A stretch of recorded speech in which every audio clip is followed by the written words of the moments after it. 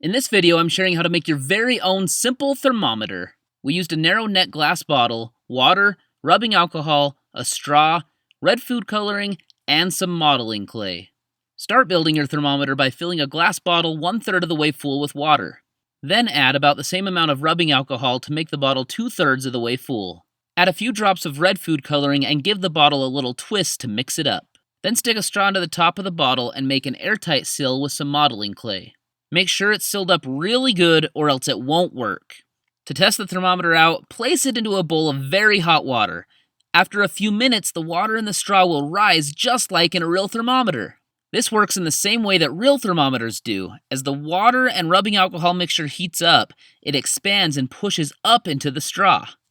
Then move the bottle thermometer into a bowl of cold ice water and watch the red water in the straw drop back down as it cools off.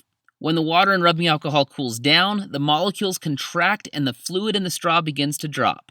Real-life thermometers typically use mercury or alcohol as the rising and falling fluid inside because they have a much lower freezing point than water. If you like this video, please hit the like and subscribe buttons. It really helps us out and we really appreciate it.